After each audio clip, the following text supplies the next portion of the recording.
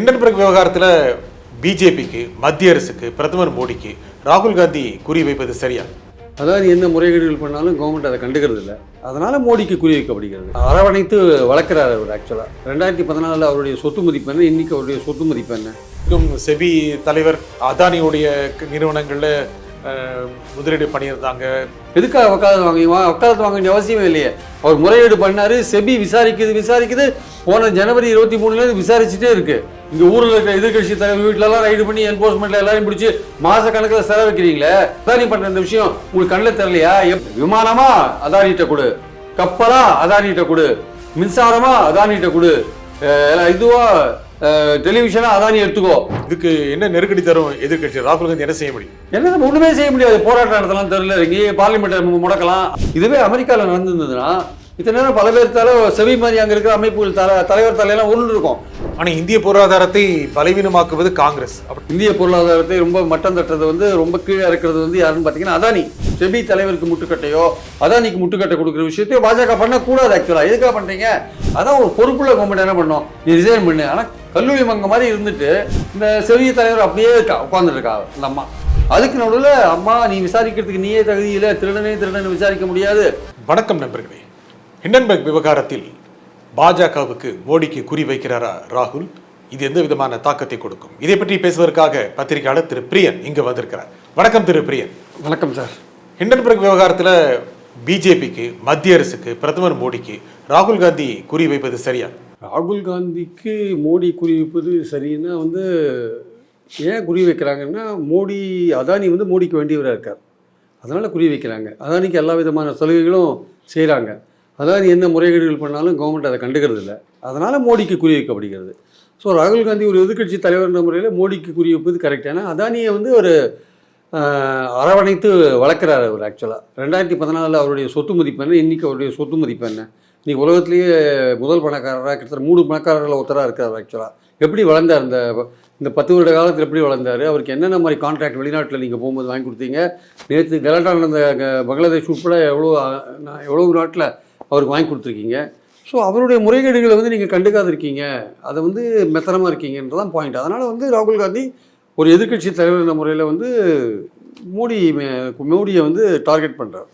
ஆனால் முக்கியமாக ஹிண்டன்பர்க் விவகாரத்தை பொறுத்த வரைக்கும் செபி தலைவர் அதானியுடைய நிறுவனங்களில் முதலீடு பண்ணியிருந்தாங்க, அவங்க பங்குகளை வச்சுருந்தாங்க. ஆகையால் அதன் மூலம் லாபம் சம்பாதிச்சு அதானிக்கு சாதகமாக நடைபெற்ற அப்படின்னு ஹிண்டன்பர்க் நிறுவனம் சொன்னது. ஆனால் இது முழுக்க ஒரு நிறுவனத்திற்கும் ஒரு தொழிலதிபர்களுக்கும் இடையே உள்ள பரிமாற்றம். அப்படி இருக்கும்போது பிஜேபி இதில் துணை போகுது அப்படிங்கிற மாதிரி இதை மாற்றுவது என்பது ஒரு அரசியல் உள்நோக்கம் கொண்டது தானே? அதானி முறையீடு பண்ணியிருக்காருன்னு சொன்னால் பிஜேபி இதுக்கு சப்போர்ட்டுக்கு வருது. இந்திய பொருளாதாரத்தையே நீங்கள் தாக்குறீங்க, வெளிநாட்டோட சேர்ந்து சரி பண்ணுறீங்கன்ட்டு ஏதோ அதானி தான் இந்திய பொருளாதாரத்தோட மொத்த வடிவன்ற மாதிரி பிஜேபியும் பேசுகிறாங்க. நேற்று ரவிசங்கர் பிரசாத் என்ன பேசுகிறாரு? காங்கிரஸ் வெளிநாட்டு ஹிண்டன்பர்க்கோடு சேர்ந்து சதி பண்ணுறது இந்திய பொருளாதாரத்தை சீர்குலைக்கிறதுனா, அதானி முறையீடு பண்ணால் அதை கேட்டால் இந்திய பொருளாதாரமே சீர்குலையுமா? அப்போ பிஜேபி அதானிக்கு ஏன் கொடி பிடிக்கிறீங்க? ஏன் அவருக்கு வக்காலத்து வாங்குறீங்க? எதுக்காக வக்காலத்து வக்காலத்து வாங்க வேண்டிய அவசியமே இல்லையே. அவர் முறையீடு பண்ணாரு, செபி விசாரிக்குது. போன ஜனவரி 23 விசாரிச்சுட்டே இருக்கு. ரொம்ப கிரேவான ரொம்ப தீவிரமான குற்றச்சாட்டுகள். 13 கம்பெனி, பினாமி கம்பெனி, ஷெல் கம்பெனிஸை நீங்கள் பெர்முடாஸ்லேயும் இதுலேயும் மொரீஷியஸ்லையும் வச்சுட்டு அங்கே இந்தியாவிலேருந்து போனால் அங்கே போய் அங்கே ஒரு ஷெல் கம்பெனி ஆரம்பிச்சு அங்கேருந்து பணத்தை கொண்டு அதானியோடைய கம்பெனிகளில் பங்குகளில் இன்வெஸ்ட் பண்ணி அந்த பங்குகளை செயற்கையாக அதோட மதிப்பை உயர்த்தி, அந்த மதிப்பை உயர்த்தியது மூலமாக நீங்கள் இங்கே இருக்கிற பேங்க்கில் கடன் வாங்கி எவ்வளோ ஊழல்கள் நடத்திருக்கீங்க நீங்கள். இதெல்லாம் கேட்க மாட்டாங்க. இதை சுப்ரீம் கோர்ட்டுக்கு போனால் சுப்ரீம் கோர்ட் என்ன சொல்கிறாங்க? செபி விசாரிக்கட்டும்ன்றாங்க. செபி விசாரிக்குது, 24 குற்றச்சாட்டுகள் விசாரிக்குது. போன வருஷத்துலேயே விசாரிக்குது. எலெக்ஷனுக்கு முன்னாடி விசாரித்து அறிக்கை கொடுக்கணும். எலெக்ஷனும் கடந்து போச்சு, எந்த விதமான பிரச்சனையும் வரல.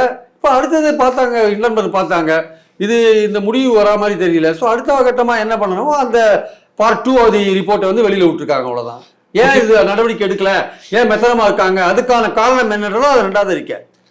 முக்கியமாக இதில் பிஜேபி சப்போர்ட்டாக இருக்குது, பிஜேபி ஆதரவாக இருக்குது அப்படிங்கிற விதமான ஒரு தோற்றம் கொடுக்கறதுனால தானே பிஜேபி மேலே குற்றச்சாட்டுகள் வைக்க வேண்டியதாக இருக்குது காங்கிரஸ். அதனால தானே வைக்கிறாங்க. அந்த மாதிரி வைக்கிறது சரியா? ஆளுகிற பிஜேபி என்ன பண்ணியிருக்கணும்? 13 ஷெல் கம்பெனிக்கு எப்படி இங்கேருந்து பணம் போச்சு, இந்தியாவிலேருந்து பணம் போச்சு, அந்த பணம் அங்கேருந்து எப்படி இங்கே பங்கு மார்க்கெட் வந்தது, எப்படி பங்கு மார்க்கெட்டில் அதானியோட நிறுவனத்தோட பங்குகள் எல்லாம் எப்படி செயற்கையாக ஏற்றப்பட்டது மேலே, அந்த ஏற்றப்பட்ட மதிப்பில் நீங்கள் எப்படி கடன் வாங்கினீங்க, இதெல்லாம் விசாரிக்கிறதுக்கு என்போர்ஸ்மெண்ட் டைரக்டரேட்டோ டைரக்டரேட் ஆஃப் ரெவென்யூ இன்டெலிஜென்ஸோ வர வேண்டாமா உள்ள? ஏன் வரல? சுப்ரீம் கோர்ட்டில் போய் நீங்கள் வந்து அவங்க சொன்ன உடனே செபி தான் சரியான ஆளுன்னு சொன்ன உடனே செபி இப்போ வாங்கி ஊற போட்டாங்களே, ஏன் ஊற போட்டாங்க? இத்தனை வருஷமா என்கொயரி பண்ணுறதுக்கு இந்த இந்த இந்த ஒரு திருட்டுத்தனமாக இந்த பணத்தை கொண்டு போயிட்டு திருப்பி கொண்டு வர விஷயம் இருக்குல்ல, இதை கண்டுபிடிக்கிற அளவுக்கு மெக்கானிசம் செபிட்டு இருக்கா? முதல்ல அது இல்லை, அதுக்கிட்டே ஒப்படைச்சிங்க. இங்கே ஊரில் இருக்கிற எதிர்கட்சி தலைவர் வீட்டிலலாம் ரைடு பண்ணி என்போர்ஸ்மெண்ட்டில் எல்லாரையும் பிடிச்சி மாத கணக்கில் செலவு வைக்கிறீங்களே, செலவு வச்சிருக்கீங்களே. அப்போ அம்பானி பண்ற இந்த அதானி பண்ற இந்த விஷயம் உங்களுக்கு கண்ணில் தெரியலையா? எப்படி பணத்தை எங்கேருந்து கொண்டு போனாரு, எப்படி கொண்டாந்தாரு? என்போர்ஸ்மெண்ட் டைரக்டரேட்ல வந்து இதுக்குன்னு ஒரு தனி பிரிவு இருக்கு. வெளிநாட்டு வர்த்தகத்துல வந்து ஊழல் பண்ணா அதை கண்டுபிடிக்கணும், எஃப்ஐஆர் ECIR போட்டு ஆக்ஷன் எடுக்கணும்னு இது இருக்கு, ஷெட்யூல் சில இருக்கு. ஏன் என்போர்ஸ்மெண்ட் சும்மா இருக்காங்க? நோக்கம் இருக்குங்கிறீங்களா? நோக்கம் இருக்கு. என்ன நோக்கம் இருக்கு? நோக்கம் இருக்குன்னா அதானியை பாதுகாக்கிற நோக்கம் தான். வேற என்ன இருக்கு? எதுக்கு அதானியை பாதுகாக்கணும்? அதானி மோடிக்கு வேண்டியவர், வேற என்ன, சிம்பிள். அந்த ரூட் அதுதான், வேற ஒன்றும் கிடையாது. இல்ல அந்த மாதிரி வேண்டியவர் அப்படிங்கிற வகையில எந்த ஒரு அரசியல் தலைவரோ வேண்டியவர் இல்லாட்டி ஸ்ரீலங்காவில் போய் ஹார்பர் வாங்கி தருவாரா, ஸ்ரீலங்கா விண்ட் எனர்ஜி வாங்கி தருவாரா, பங்களாதேஷ்ல போய் எலக்ட்ரிசிட்டி வாங்கி தருவாரா, ப்ராஜெக்ட் வாங்கி தருவாரா, ஆஸ்திரேலியாவில் போய் நிலக்கரி சுரங்கம் வாங்கி தருவாரா? எத்தனை இந்த 10 வருஷ காலத்துல என்னென்ன பண்ணிருக்காரு அதானிக்கு? அதுக்கு தகுதியானவர் இருந்தா தானே எந்த நிறுவனங்களுக்கும் வாய்ப்பு கிடைக்கும். மட்டும்தான் தகுதியானவரா? உலகத்துல வேற எந்த இந்தியாவில் வேற இண்டஸ்ட்ரீஸே கிடையாதா? யாருக்குமே எந்த வாய்ப்பும் கொடுக்க மாட்டீங்களா? விமானமா அதானிட்ட கொடு, கப்பலா அதானிட்ட கொடு, மின்சாரமா அதானிட்ட கொடு, இதுவா டெலிவிஷனா அதானி எடுத்துக்கோ, இப்படி எல்லாத்தையும் அதானிட்டே கொடுத்தீங்கன்னா அப்புறம் எப்படி? அது ஆக்சுவலா அதானிக்கு ஃபேவரபிளாக எல்லாம் நடந்ததுன்னா அதானி செய்யற ஊழலை கண்டுபிடிக்கலன்னா அப்புறம் எப்படி சார்? எல்லாருக்கும் வாய்ப்பு இருக்கு. எல்லா தொழில் நிறுவனங்களுக்கும் நீங்க சொன்ன அத்தனை தொழில்களிலும் முதலீடு செய்வதற்கான போட்டி வாய்ப்பு இருக்கத்தானே செஞ்சது. ஆனா அந்த வாய்ப்புகள்லாம் வந்து அதுல வந்து முதலாக கவனிக்கப்பட்டவர் அதானி தானே. நீங்க எந்த வெளிநாட்டுக்கு போறீங்களோ அங்க அவரை கூட்டின்னு போயிட்டு அவர் உங்க கூட வராரோ இல்லையோ, எப்படி நீங்க போற வெளிநாட்டுல வந்து எப்படி அவருக்கான ஆர்டர் வாங்கி கொடுத்துறீங்க, ஒரு ப்ராஜெக்டை வாங்கி கொடுத்துறீங்க. ஸோ உலகவே ஏன் ராகுல் காந்தி டார்கெட் பண்றாரு? செலக்டிவா நீங்க 2 குஜராத்தி கார்பரேட்டர்ஸை நீங்க சப்போர்ட் பண்றதுனால தான் ராகுல் காந்தி இந்த இந்தியாவில் இருக்கிற எல்லாரையும் நீங்க சமமா பாவிக்கிறீங்களா? எல்லா கார்பரேட்டையும் இல்லையே. அதனால வந்து நீங்க ஸ்பெஷலா ஒருத்தரை கவனிக்கும் போது அவர் பண்ற சரிங்க, அவருக்கு நீங்க தொழில் ஆரம்பிக்கிறாருன்னே கூட வச்சுக்கலாம். ஆனா முறைகேடு பண்ணும்போது அது விசாரிக்கிறது கூட பண்ணிட்டீங்கன்னா அப்புறம் என்ன இருக்கு? செபி விசாரிக்கிறதுக்கு என்ன தகுதி இருக்கு? அதான் இப்போ வந்து இந்த ஹிண்டன்பர்கோட பார்ட் 1 சொல்லுது, அந்த 13 கம்பெனிகளில் நீங்கள் இன்வெஸ்ட் பண்ணியிருக்கீங்க, பணத்தை இன்வெஸ்ட் பண்ணியிருக்கீங்க அப்படின்னு சொல்லுது. அப்போ அது என்ன அர்த்தம்? அப்போ நீங்கள் பணத்தை இன்வெஸ்ட் பண்ண நீங்கள் செபியோட தலைவர் அந்த மாதவி புரி இருக்காங்களே, அவங்க எப்படி வந்து இது நியாயமாக விசாரிப்பாங்க? இங்கே வந்து ஒரு நலன் முரண்பாடுன்னு இந்த கான்ஃப்ளிக்ட் ஆஃப் இன்ட்ரெஸ்ட் இருக்குல்ல, இங்கே அது இருக்கு இல்லையா? இவங்க பணம் போட்ட ஒரு நிறுவனம், அந்த போலி நிறுவனம் ஷெல் நிறுவனமே இங்கே முதலீடு பண்ணுது. அப்போ உங்களுக்கு ஒரு நோக்கம் இருக்குல்ல, அதில் போட்டு அதில் பணம் சம்பாதிக்கணும் ஒரு நோக்கம் இருக்குல்ல, அந்த நிறுவனத்தை பற்றி நீங்கள் எப்படி விசாரிக்க முடியும் உங்களால்? இல்லைங்க, வர்றதுக்கு முன்னாலே அது அந்த பங்குலாம் கொடுத்துறதால சொல்றாங்க. அந்த பங்கெல்லாம் இன்னும் கொடுக்கல சார், இன்னும் பங்கெல்லாம் வச்சிருந்தாக்கா அவங்க கனவு பேரில் மாற்றினா சொல்கிறாங்க. போன வருஷம் வரைக்கும் அவங்க சேர்மேன், அவங்க 17லயே மெம்பர் ஆயிட்டாங்க, செபியில் மெம்பர் ஆயிட்டாங்க. அப்புறம் தான் சேர்மேன் ஆகிறாங்க 22ல். மெம்பரான பிறகு கூட அதெல்லாம் அங்கே பங்கெல்லாம் இருக்கு. அவங்க போத் சேர்மேன் ஆகிறதுக்கு முன்னாடியும் சரி பின்னாடியும் சரி பங்குகள் அங்கே இன்வெஸ்ட் பண்ணியிருக்காங்க, முதலீடு பண்ணியிருக்காங்க. அதே மாதிரி பார்த்தீங்கன்னா வந்து மும்பையில் இருக்கிற ஒரு நிறுவனம், அப்புறம் சிங்கப்பூரில் இருக்க IIFL ஒரு நிறுவனம், அந்த நிறுவனத்தில் வந்து இவங்க இன்வெஸ்ட் பண்ணதுக்கான ஆவணங்கள்லாம் அங்கே அதில் இருக்கு. அது இன்னொரு சொல்கிறான், அந்த IIFL ஆவணத்தில் அந்த நிறுவனத்தோட ஆவணத்தில் இவங்க இன்வெஸ்ட் பண்ண விவரங்கள்லாம் இருக்கு அப்படின்னு சொல்கிறான். நீங்கள் ஒரு ராஜினாமா பண்ணிட்டு ஒரு திறந்த விசாரணைக்கு ஏன் நீங்கள் ஒப்புக்கொள்ளக்கூடாது? செபி தலைவர் சொல்றீங்க, செபி தலைவர் மாதவி புட்ச் ஏன் ரிசைன் பண்ணிட்டு ஒரு என்கொயரிக்கு நீங்கள் ஏன் உடன்படக்கூடாது? நீங்கள் என்கொயரி பண்ணுறதுக்கு நீங்கள் தகுதி இல்லாதவர் சார். அதானி வந்து ஒரு கோல்மால் தில்லுமுல்லு பண்ணியிருக்காருன்னா அதை விசாரிக்க போனால் உங்களுக்கே அங்கே இந்த ஷெல் கம்பெனியில் நீங்கள் இன்வெஸ்ட் பண்ணிருக்கீங்க, பல நிறுவனங்கள் மூலமாக நீங்கள் அது உள்ளே போயிருக்கீங்க, உங்கள் கணவர் இன்வெஸ்ட் பண்ணிருக்காங்க, அப்போ அது வந்து கான்ஃப்ளிக்ட் ஆஃப் இன்ட்ரெஸ்ட்ல வருது. அப்போ நீங்கள் விசாரிக்க தகுதி இல்லாதவர். சுப்ரீம் கோர்ட் உடனடியாக சூமோட்டோவாக இந்த வழக்கை கையில் எடுத்து நீங்கள் விசாரிக்கிறதுக்கு நீங்கள் தகுதி இல்லாதவர், நீங்கள் ரிசைன் பண்ணுங்கன்னு சொல்லணும். அது இந்த சுப்ரீம் கோர்ட் சொல்லுமா சொல்லாதான் எனக்கு தெரியாது, அது கேஸ் வருதா வராதுன்னு தெரியாது. ஆனால் சுப்ரீம் கோர்ட் ஒரு விஷயம் சொன்னாங்க, இந்த என்கொயரி முறைப்படி போல நியாயமா நடக்கல அப்படின்னா நாங்கள் வந்து இதை ஒரு SIT கொடுப்போம் அப்படின்னு சொல்லிட்டு முடிச்சாங்க. இப்போ SIT கொடுக்க வேண்டிய ஸ்பெஷல் இன்வெஸ்டிகேஷன் டீம் கொடுக்க வேண்டிய நேரம் வந்துட்டு தான் என்னுடைய கருத்து. முக்கியமாக இந்த விஷயத்தை பொறுத்த வரைக்கும் ஒரு நாடாளுமன்ற குழு விசாரிக்கணும் அப்படின்னு எதிர்கட்சிக்கு ராகுல் காந்தி கேட்கிறாரு. அதுல என்ன தீர்வு வந்துடும்? இல்லை, JPC அதாவது ஜாயின்ட் பார்லிமெண்ட்ரி கமிட்டி விசாரிச்சா அவங்க சம்பந்தப்பட்ட ஆளுங்களெல்லாம் கூப்பிட்டு விசாரிப்பாங்க சார். பட் என்னுடைய பார்வை அப்படின்னா இதுக்கு முன்னாடி ஹர்ஷத் மேத்தா பங்கு மார்க்கெட் ஊழல் வந்தது, அதுவும் ஜேபிசி விசாரிச்சாங்க. ஒன்றும் பெரிய அளவுக்கு அந்த ரெக்கமெண்டேஷன்ஸ்லாம் எடுத்துட்டு செயல்பட்ட மாதிரி தெரியல.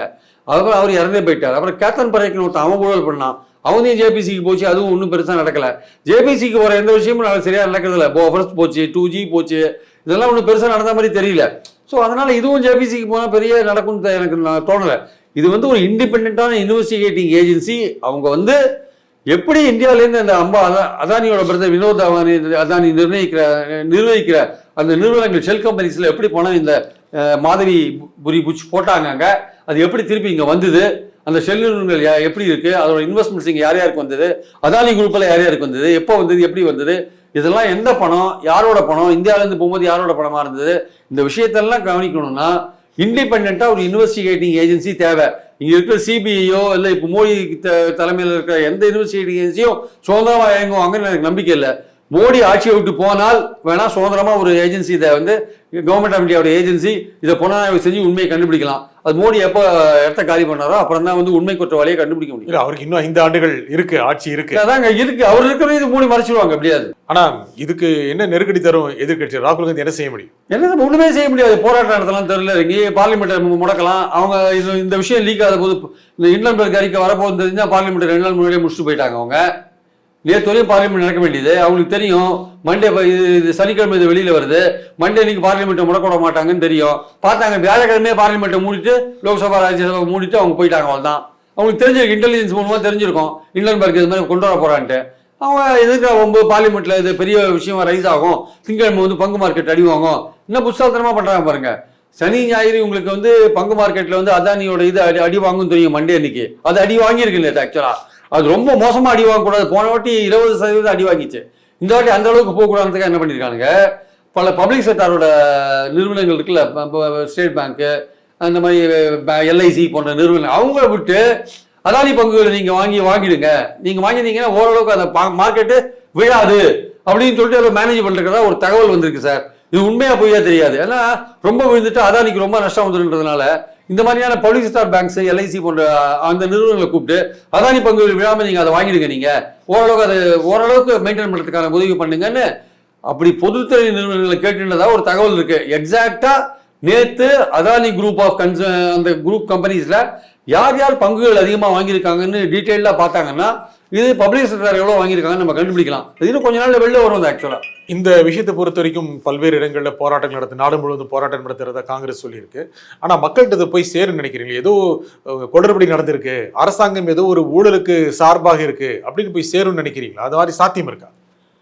இல்லை, அதாவது வந்து சாதாரண மக்களுக்கு இதோட இந்த இந்த இந்த குற்றத்தோட வீரியம் வந்து அவ்வளோ புரியாது. ஆக்சுவலாக இது என்ன கோல்மாலி, என்ன முறைகேடு அப்படின்றது. ஏன்னா பெரும்பாலும் வந்து நடுத்தர மக்கள் அல்லது கீழ்த்தட்டு மக்கள்லாம் வந்து இந்த ட்ரேடு இந்த பங்கு மார்க்கெட்டில் வந்து அந்த அளவுக்கு ஒரு பெரிய ஆர்வம் காட்ட மாட்டாங்க. அவங்க இன்வெஸ்டும் பண்ணியிருக்க மாட்டாங்க. அவங்களோட அன்றாட வாழ்க்கைக்கே அவங்க கையும் வாயுமா போராட வேண்டியிருக்கு ஆக்சுவலாக. ஆனால் ஒரு உயர்தட்டு மத்திய வர்க்கம் அந்த மாதிரி விஷயங்கள் அவங்களாம் வந்து இந்த ட்ரேடிங்கில் இருக்கிறதுனால அவங்களுக்கு வந்து இந்த மாதிரி அதானியுடைய பங்கு கீழே விழுறது அந்த விஷயங்கள்லாம் அவங்களுக்கு நஷ்டத்தை, சிறு முதலீட்டாளர்களுக்கு ஒரு நஷ்டத்தை கொடுக்கும். அவங்க வந்து அதானியோட பங்கு வந்து இந்த வாட்டி 10 ரூபாயிலேருந்து 4 ரூபா எடுத்து வச்சுக்கோங்க, அது திருப்பி 10 ரூபாய் ஏறதுக்கு ரொம்ப நாள் ஆகும், அது கொஞ்ச நாள் ஆகும், அதுக்கு டைம் ஆகும். வாங்கி கைமாற்றி வித்துட்டே இருக்காங்க பாருங்கள் சிறு முதலீட்டாளர்கள். அதில் ஒரு வணிகம் பண்ணுறாங்கல்ல, அவங்களுக்குலாம் கொஞ்சம் அடி வாங்கும். சில பேருக்கு உண்மையிலேயே சீரியஸாக அதில் அதானி குரூப்பில் இன்வெஸ்ட் பண்ணி வச்சுருப்பாங்க. அவங்க ஒரேடியாக விழுந்தோடனே மதிப்பு விழுந்தோடனே அது எப்போ மறுபடியும் அந்த பழைய மதிப்பை பெறுன்னு சொல்ல முடியாது. ஸோ இதெல்லாம் ஒரு பின்னடைவு. ஆக்சுவலாக சிறு முதலீட்டாளர்களுக்கு பின்னடைவு.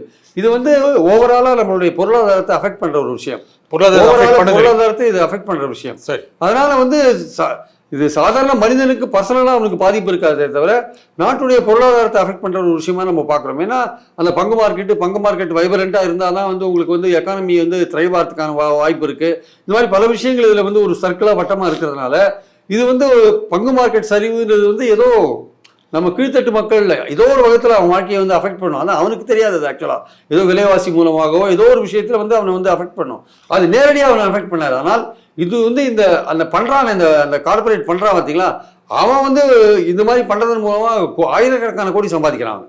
அவனுக்கு வந்து இந்த வீழ்ச்சின்றது வந்து ரொம்ப சாதாரண விஷயம், அவனுக்கு பெரிய விஷயம் கிடையாது. ஆனால் இது வந்து பொருளாதாரத்தில் வந்து பார்க்கும்பொழுது கவர்மெண்ட் ஆஃப் இந்தியா பார்வையில் பார்க்கும்போது இந்த வெளிநாடுகள்லேருந்து முதலீட்டாளர்கள் இங்கே வராங்களே அவங்க பார்வையில் பார்க்கும்போது அவங்க யோசிக்கக்கூடிய ஒரு வாய்ப்பு இருக்குது ஆக்சுவலாக. இதை காங்கிரஸ் திட்டமிட்டு செய்கிறது அப்படி நேரடியாக பிஜேபி சொல்லுது. காங்கிரஸ் எதுக்கு சார் திட்டமிட்டு செய்யணும்? அவங்களே வந்து இண்டன்பர்க்ன்றது அமெரிக்க நிறுவனம், அது 2017 ஆரம்பிச்சாங்க.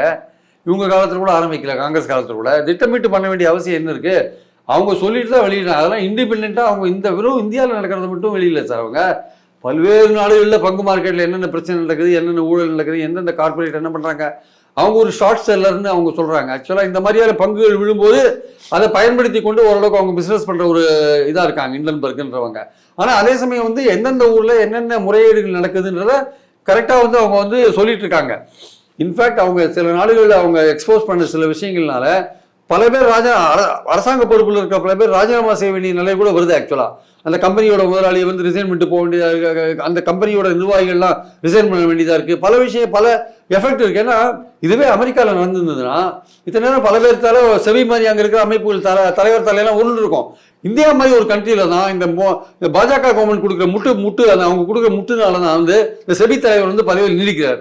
அவங்க உண்மையிலேயே வந்து அவங்க வந்து ஒரு தார்மீக ரீதியாக இந்த இது மாதிரி ஒரு குற்றச்சாட்டு நம்ம மேலே வந்திருக்கு, நம்ம வந்து இது விலகி நின்று விசாரணைக்கு வழிவகுக்கணும்னு நினைச்சாங்கன்னா அப்போ அவங்க விலகுவாங்க. ஆனால் அவங்களுக்கு அந்த மாதிரியான ஒரு எண்ணமே இருக்கிற மாதிரி தெரியல. யார் என்ன சொன்னாலும் நான் கண்டினியூ பண்ணுவேன்றாங்க அவங்க. அதெல்லாம் ஏன்னா எல்லாமே ஒரு கூட்டா இருக்கு சார். செபி போர்டில் பார்த்தீங்கன்னா அதானியோட சம்பந்தி தான் உறுப்பினராக இருக்காரு. இந்த அம்மா வந்து ஏற்கனவே சிங்கப்பூர்ல ஏதோ ஒரு கம்பெனியில் வந்து ஒரு பங்குதாரராகவோ இல்லை ஒரு இதாக நடத்துகிற ஒரு இதாக இருந்திருக்காங்க, ஒரு பார்ட்னர்ஷிப்பில் இருந்திருக்காங்க. அந்த கம்பெனி யாருன்னு பார்த்தீங்கன்னா வந்து இங்கே பிரதமர் அலுவலகத்தில் வேலை செய்கிற ஒரு உயர் அதிகாரியோட பிரதர் வச்சிருக்கிற கம்பெனின்னு சொல்கிறாங்க. எவ்வளோ ஒரு உண்மைன்னு தெரியாது. எப்படி பார்த்தாலும் திருப்பி அவங்க ஆளுங்க தான் ஒரு குரூப் வந்து கரெக்டாக அந்த செபியில் வந்து உட்காந்துட்டு இந்த மார்க்கெட்டை பிடிச்சி ஆட்டிட்டு இந்த மாதிரி போலியான ஒரு ஷெல் கம்பெனி மூலமாக இன்வெஸ்ட்மெண்ட்ஸை கொண்டாந்து இந்திய பொருளாதாரத்தையே வந்து கேள்விக்குள்ளாக்குறாங்க. ஆனால் இந்திய பொருளாதாரத்தை பலவீனமாக்குவது காங்கிரஸ் அப்படி நேரடியாக பிஜேபி சொல்லுது. ஆனால் காங்கிரஸ் அந்த மாதிரி செய்யுதா? ஏன் செய்யணும்? இந்த மாதிரி போலியான கம்பெனிகள் மூலமாக இன்வெஸ்ட்மெண்ட்ஸ் கொண்டாந்து இந்திய பொருளாதார பங்கு சந்தையை வந்து வழிவழக்க செய்து இந்திய பொருளாதாரத்தை ரொம்ப மட்டம் தட்டுறது வந்து ரொம்ப கீழே இருக்கிறது வந்து யாருன்னு பார்த்தீங்கன்னா அதானி பேரில் வந்து எந்த குற்றச்சாட்டையும் சொல்லாம பாஜக அதானிக்கு ஊதுகுழல் மாதிரி பாஜக ஏன் இருக்கணும்? என்ன அவசியம் இருக்கு அதானிக்கு ஊதுகுழலா இருக்கிறதுக்கு? தவறு செஞ்சா நாங்கள் நடவடிக்கை எடுப்போம் சொல்ல வேண்டியதானே? என்ன ஏஜென்சியை போட்டு விசாரிக்க வைப்போம் சொல்ல வேண்டியதானே? அதே சொல்ல மாட்டேங்கிறீங்க. யார் தவறு செஞ்சாலும் நீங்க விசாரிக்க வேண்டிய இடத்துல இருக்காங்களா அரசாங்கம், பாஜக அரசாங்கம்? ஏன் அதானிக்கு ஊதுகுழலா இருக்கீங்க? அது இருக்க வேண்டிய அவசியமே இல்லையே. அதானிக்கு சப்போர்ட் பண்றாங்கன்னு சொல்ல முடியாது இல்ல, அதுவும் அதானிக்கு ஆதரவா இருக்காங்க சொல்ல முடியாது இல்ல. குற்றச்சாட்டே அதானி மேல தானே, நீங்க வரிஞ்சுக்கிட்டு வரீங்க. நேரடியாக இப்ப குற்றச்சாட்டு செபியோட தலைவர் மேல. அதாங்க செபி யார் நியமிக்கிறா? செபி தலைவர் கவர்மெண்ட் தாங்க நியமிக்குது. செபி தலைவர் தானே 1.5-2 வருஷமா விசாரணை இழுத்துலே போயிட்டு இருக்கா. அது இழுத்துன்னு போயிட்டு இருக்கிற சமயத்து தான் நீங்களே அந்த ஷெல் கம்பெனிஸ்ல இன்வெஸ்ட் பண்ணிருக்கீங்க அப்படின்னு குற்றச்சாட்டு இப்போ தானே வருது. அப்போ நீங்க எப்படி அந்த அங்கே போன பணம் எப்படி அங்கே போச்சு, அந்த பணம் எப்படி திரும்பி வந்ததுன்னு நீங்க எப்படி விசாரிச்சு கண்டுபிடிப்பீங்க? உங்களுக்கு அதில் ஒரு இன்ட்ரெஸ்ட் இருக்குல்ல. நீங்க இப்போ சொன்ன மாதிரி பல்வேறு ஊழல்கள், பங்குச்சந்தை நடந்த ஊழல்கள், ஹர்ஷத் மேத்தா, அதுக்கப்புறம் நடந்த பல்வேறு ஊழல்கள், இதெல்லாம் ஒண்ணுமே இல்லாம போயிருக்கு. ஒண்ணுமே இல்லாத போயிடுது. அதன் மூலம் அரசாங்கத்தில் பெரிய அளவுக்கான ஒரு அதிர்வெல்லாம் வந்ததில்லை. கொஞ்ச நாளுக்கு அது பெரிய சர்ச்சையா இருக்கும், அல்லது நாடாளுமன்றம் கூடும்போது பெரிய சிக்கலை பெரிய அமளி உருவாகும். அப்படி இருக்கும்போது ஏதோ ஒரு அரசியல் மாற்றம் வந்துடும், அரசியல் ரீதியாக பிஜேபி பலவீனமாயிரும், மோடி பலவீனமாயிருவாரு, அவர் அமைச்சரில் இருக்கவங்களுக்கு குறி வைக்கப்படும் அப்படின்னு எதிர்கட்சிகள் நினைக்கிறது, ராகுல் காந்தி நினைக்கிறது சரியா? இல்லை, இது நான் அப்படி நினைக்கல. எதிர்கட்சிகள்லாம் பலவீனப்படணும். ஆனால் இந்த மாதிரியான ஊழலை வந்து சொல்ல வேண்டிய கடமை எதிர்கட்சிக்கு இருக்கு இல்லையா? அதனால அவங்க வந்து குரல் எழுப்புறாங்க. இது வந்து மோடி, இதனாலேயே மோடி பதவி விட்டு இறங்கிடுவார், இதனாலேயே பாஜக வீழ்ச்சி அடைஞ்சிடும், இதனாலேயே வரப்போகிற 3 மாநில தேர்தலில் வந்து பாஜக தோற்றுரும் அப்படின்லாம் நான் சொல்லலை. ஆனால் இந்த மாதிரியான ஒரு கோடிக்கணக்கான ரூபாய்கள் வந்து பங்கு மார்க்கெட்டில் இப்படி ஒரு முறையீடுகள் நடக்குது அப்படின்ற ஒரு விஷயத்த மக்கள்கிட்ட கொண்டு போகணும். அதுக்கு இந்த அரசாங்கம் வந்து போதுமான நடவடிக்கைகள் எடுக்கலைன்ற விஷயம் இருக்குல்ல, அதையும் மக்கள்கிட்ட கொண்டு போகணுன்றது எதிர்கட்சிகளோட கடமை இல்லையா? அந்த அளவில் தான் கொண்டு போகிறாங்க. இதை புரிஞ்சுக்கிற மக்கள் புரிஞ்சுக்கிறாங்க, புரிஞ்சிக்காத மக்களுக்கு நம்ம ஒன்றும் சொல்ல முடியாது. ஆனால் இந்த இந்த இந்த முட்டுக்கட்டை கொடுக்குற விஷயம் இருக்குல்ல, செபி தலைவருக்கு முட்டுக்கட்டையோ அதானிக்கு முட்டுக்கட்டை கொடுக்குற விஷயத்தையோ பாஜக பண்ணக்கூடாது. ஆக்சுவலாக எதுக்காக பண்ணுறீங்க? ஒரு தவறு நடந்திருக்குன்னா நீங்கள் விசாரணை செய்யணுமே தவிர நீங்கள் வந்து எதுக்காக முட்டுக்கட்டை கொடுக்குறீங்க? நீங்கள் அதானி தான் இந்திய பொருளாதாரமா? அவரை விட்டா இந்திய பொருளாதாரத்தை காப்பாற்றுறதுக்கு வேறு ஆளே கிடையாதா? இந்திய பொருளாதாரத்தை தகர்க்க சதினா அதானி தான் இந்திய பொருளாதாரம் நீங்க ஒத்துக்கிறீங்களா? வேற யாரும் வேற எவ்வளவோ தொழில்கள் இருக்காங்க, எவ்வளவோ பேர் இந்தியாவுக்காக உழைக்கிறாங்க, அவங்க எல்லாம் உங்களுக்கு கண்ணுக்கே தெரியலையா? அதானி மட்டும் தான் தெரியுதாரா? எத்தனையோ விஷயங்கள் நடக்கும்போது, நாடாளுமன்றம் நடக்கும் போதும் நடந்ததுக்கு முன்பும் பின்பும் இந்த மாதிரி விஷயங்களை கசி செய்வதில் காங்கிரசின் பங்கு இருக்கு. ஏங்க நாடாளுமன்றம் நடக்கும்போது இல்லைங்க, முடியும் போது தான் அது வந்திருக்கு. ஆரம்பிக்கும் போது வந்தால் கூட தொடர்ந்து அந்த தொடரே கூட இந்த பிரச்சனையாக ஓடி இருக்கும். முடிக்கும் போது அவங்க கொண்டிருக்காங்க. நம்ம பாயிண்ட் என்னன்னா, நாடாளுமன்றம் முடியுதோ ஆரம்பிக்குதோ எந்த நேரத்தில் அவங்க கொண்டுறாங்கன்னு தெரியாது. அவங்க கொண்டாந்துருக்காங்க. அது விஷயம் இருக்க இல்லை, அவன் ஆதாரபூர்வமாக சொல்கிறான். சார் நீங்கள் மறுக்கிறீங்க, இல்லைங்க நாங்கள் அதெல்லாம் பண்ணல, நாங்கள் வெளிப்படையாக இருக்கோம், நாங்கள் நிரூபிக்கிறோம், நாங்கள் குற்றவாளி, நாங்கள் வந்து நிரபராதிகள், நாங்கள் வந்து எந்த குற்றமும் செய்யாதவர்கள் நீங்கள் சொல்கிறீங்க. அவன் மறுபடியும் சொல்கிறான், ஐயா நீங்கள் சொன்ன பதிலேருந்து நான் எடுத்து கொடுக்குறேன், நீங்கள் இந்தந்த தப்பெல்லாம் பண்ணியிருக்கீங்க, நீங்கள் இதெல்லாம் பங்கு வச்சிருக்கீங்க, நீங்களே ஒத்துக்கிறீங்க, நீங்கள் இந்த தேதியில் இங்கே இருந்தீங்க, இந்த தேதியில் அதில் போட்டிருக்கீங்க, எல்லாம் திருப்பி வலியுறுத்துறான், திருப்பி வந்து அதை உறுதிப்படுத்துகிறான், நான் சொன்ன குற்றச்சாட்டுன்னு சொல்லிட்டு. அப்போ உங்களுக்கு அப்போ கவர்மெண்ட்டுக்கு என்ன தோணணும்? நீங்கள் ரிசைன் பண்ணுங்க. அதான் ஒரு பொறுப்புள்ள கவர்மெண்ட் என்ன பண்ணணும், நீ ரிசைன் பண்ணு. ஆனால் கல்லூரி மங்க மாதிரி இருந்துட்டு இந்த செவிய தலைவர் அப்படியே இருக்கா, உட்காந்துருக்கா அந்த அம்மா. அதாவது எதுவுமே நடக்காத மாதிரி, யார் மேலேயே மழை பெஞ்ச மாதிரி அவங்க உட்காந்துருக்காங்க. இது என்ன மாதிரியான மனநிலை அது ஆக்சுவலா? இது வந்து ஊழலுக்கு எதிரான மனநிலையா? கிடையாது ஆக்சுவலா. இது ஊழலை காப்பாற்றுகிற மனநிலையா இருக்கு ஆக்சுவலா. என்ன நடக்கும்னு நினைக்கிறீங்க? அரசாங்கத்திற்கு எதிர்கட்சி கொடுக்கிற நெருக்கடி அதிகரிக்குமா, இல்ல அரசாங்கம் நீங்க சொன்ன மாதிரி செபி தலைவரை மட்டும் மாற்றி விடலாம், அதுக்கப்புறம் விசாரணை கவனிச்சுக்கலாம் அப்படின்னு முடிவு பண்ண வாய்ப்பு? செபி தலைவரை மாற்றினாலே பெரிய விஷயம், அதுவே நடக்குமான்னு தெரியல ஆக்சுவலா. இது எதையுமே அவங்க கண்டுக்கிற மாதிரி தெரியல எனக்கு ஆக்சுவலா.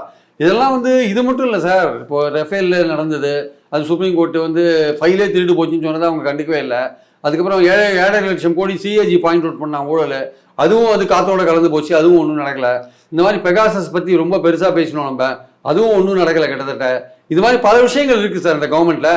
இதெல்லாமே இந்த மோடி இடத்த விட்டு நகர்ந்தாதான் தீவிரமான விசாரணை நடத்த முடியும், சுதந்திரமான விசாரணை நடத்த முடியும். அதுவரை இந்த விஷயங்கள்லாம் வெளியில் வரதுக்கான வாய்ப்பு ரொம்ப கம்மி. இவங்களும் மோடி கவர்மெண்ட் இது ஆக்ஷன் எடுக்கிறதுக்கான வாய்ப்புகள் ரொம்ப ரொம்ப குறைவு. 5 ஆண்டுகள் எதுவுமே நடக்காது, எதுவுமே நடக்காது. சும்மா நடக்காத மாதிரி ஒரு வேஷத்தை போடுவாங்க, நத்திங் வில் ஹேப்பன். ஆனால் எதிர்கட்சிகள் இந்த தடவை நாடாளுமன்றத்தை எதிர்கட்சி ரொம்ப பலமாக இருக்குது, கிட்டத்தட்ட ஆளுங்கட்சிக்கு சமமாக இருக்குது, ஒரு 40 இடங்கள் தான் குறைவாக இருக்குது. அப்படிங்கிற சமயத்தில் அவர்களுக்கு குரல் நாடாளுமன்றத்திலும் வெளியிலும் ஓங்கி ஒலித்து மக்கள்கிட்ட கொண்டு போய் சேர்க்க வாய்ப்பு இருக்கா? மக்கள்கிட்ட கொண்டு சேர்க்கணும். இப்போ தெருவில் இறங்கி போராடுறதா காங்கிரஸ் சொல்லியிருக்காங்க. 22ஆம் தேதியும் ஒரு போராட்டம் வச்சுருக்கா சொல்கிறாங்க. பட் அதுக்கெல்லாம் எவ்வளோ தூரம் இந்த பிஜேபி செவிசாக இருப்பாங்கன்னு சொல்ல முடியாது. ஆனால் இதில் வந்து முறைகேடுகள் நடந்திருக்கிறது உண்மை. ஏன்னா போன வருஷம் சுப்ரீம் கோர்ட் செபியை என்னைக்கு விசாரிக்க சொன்னாங்களோ அன்றைக்கே இது வந்து ஊழல் நடந்திருக்கிறது ஓரளவுக்கு சுப்ரீம் கோர்ட்டே கன்வின்ஸ் ஆகி தான் விசாரிக்க சொன்னாங்க. ஆனால் இந்த செபி வந்து வேணும்னே அதை விசாரிக்கிறதுக்கு டிலே பண்ணி 24 குற்றச்சாட்டுகளை விசாரிச்சுட்டே இருக்கான். அதுக்கு நடுவில் அம்மா நீ விசாரிக்கிறதுக்கு நீயே தகுதியில், திருடனை விசாரிக்க முடியாது, நீயே அங்கே இன்வெஸ்ட் பண்ணியிருக்க பணத்தை, நீ இன்வெஸ்ட் பண்ணுற போலி கம்பெனி, ஷெல் கம்பெனி, அதை பற்றி விசாரிக்கிறதுக்கு நீ என்ன பண்ணுவ, நீ விசாரிச்சு ஒழுங்காக அறிக்கை கொடுக்க மாட்ட அப்படின்ற மாதிரியான தகவல்கள் இப்போ வந்திருக்கு. இவங்க ஒன்றும் பெருசாக ஆக்ஷன் எடுக்க மாட்டாங்க. இதை வந்து மக்கள்கிட்ட கரெக்டாக ரீச் பண்ணுற அளவுக்கு கொண்டு போகணும். சாதாரண மக்களுக்கும் புரியுறபடி இந்த ஊழலை கொண்டு போனாங்கன்னா ஒருவேளை ஒரு மக்கள் இயக்கமாக மாற்றி கவர்மெண்ட்டுக்கு எதிராக பண்ணலாம். அந்த அளவுக்கு இந்த இந்தியா கூட்டணி கட்சிகள் இதை பண்ணுவாங்களா, அந்த அளவுக்கு மக்கள்கிட்ட அது விஷயம் எடுபடுமான்றதெல்லாம் பொறுத்து இருந்தோம் பார்க்கணும். இந்த நிகழ்ச்சியில் உங்கள் கருத்துக்கள் குறிப்பாக திருப்பியே மிக்க நன்றி.